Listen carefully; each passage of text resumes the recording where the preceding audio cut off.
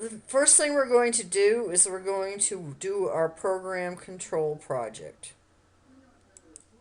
Our first graded assignment is to create the area of a triangle flowchart.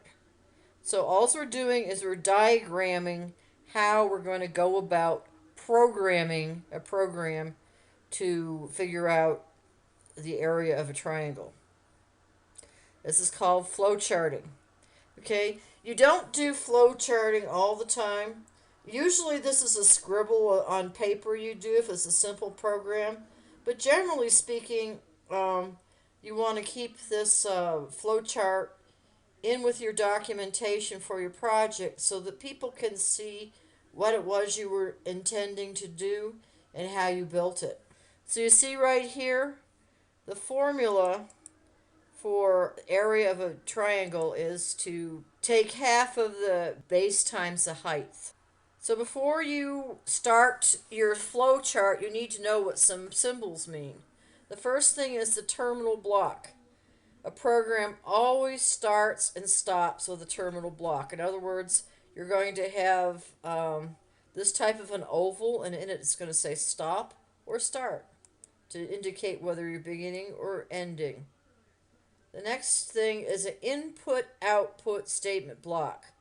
Whether you're putting the information into the computer, or the user is putting information in the computer, or how it's coming out, whether it's going to be displayed on the screen, or it's going to be printed, or it's going to be put out to the speakers in some fashion, you're going to need an input-output statement block. Now this is indicated by a parallelogram. You'll notice this is different from a rectangle. Regular rectangle, that's called a process block. This is code that the computer does. If I want the computer to multiply 3 times 4, that's a process. In other words, a process block is where the computer acts on your program. Input-output is what you put into the computer or what the computer puts out. You'll also see a decision point. Anytime you have to make a decision, it's yes or no, right? It's represented by a diamond. Okay, on the right side is what if it's yes. On the left side is what if it's no. If the light is red, if it's yes, we stop. If it's no, we can proceed, right? So decision point is represented by a diamond. Okay, direction of flow, that is an arrow. The arrow represents what's next. What happens after you input this thing? What happens after you do your multiplication or whatever the computer's going to do? So the direction of flow is going to take you to the next step. Usually a program is too long to have it all on one page. So the only thing that the circle is telling the program is that this continues on the next page, or this continues at the top of this page again in the next column. It says we're not stopping yet. To stop it, you need a terminal block. Okay, so what we're going to do is we're going to assemble our project now. The first thing you need, obviously, is what? You need to have a terminal block, to start block. The next thing you do is okay, somebody has to enter in the base. Whether it's you, the program, or the user, we need what the base number is. See what that is? It's an input. That's a parallelogram. And then you need to enter the height. And once again, that's a parallelogram. Either the user or you have the computer program is entering that information.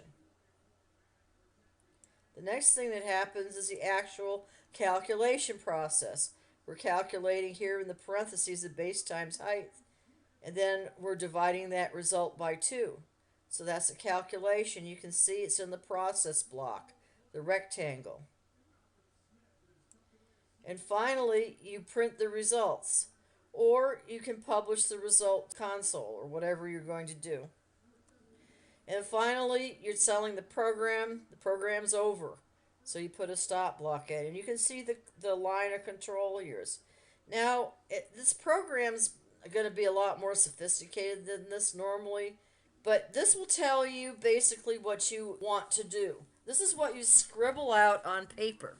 Now, your program is probably going to look a little more sophisticated than that. Your more developed program, once again, will start this way, and then you'd set your base and height to 0, because it has to start with some number. You don't just put B and H out there. You have to put some kind of a value in B and H in order for your program to work. Otherwise it's going to say, hey, there's a problem. So in the beginning, you got to set them to 0. And here we have a decision block. So if they haven't set B or H yet, you want to make sure that they continue until that's set. Otherwise, you can go ahead and make the calculation and print the results. So basically what you're doing once you get this program is it will look something like this. You put in, you set up your variables, you set up the base height and result equals 0. In some manner, you'd input the base and height, whether you have the user do it or the machine do it.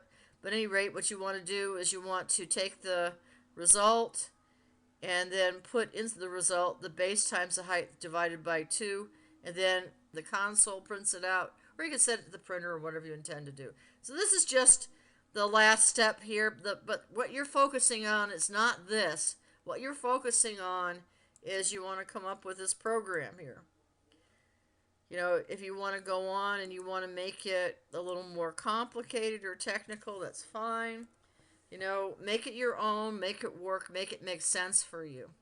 So this is what I'm looking for. I'm looking for the actual diagram of how you're going to set about solving this problem. So that's what a flowchart does. This is what you scribble on paper. A lot of you are going to scribble this on paper and send it to me. Some of you are going to do it in Paint. Some of you are going to do it in Word because you like to be fancy. So I just want to put it out there because I know I've had a lot of questions with this. So whether you wanted to give me this answer or something simpler like this, you can go ahead and do that, okay? And just put that in the drop box. Thank you. See you in class.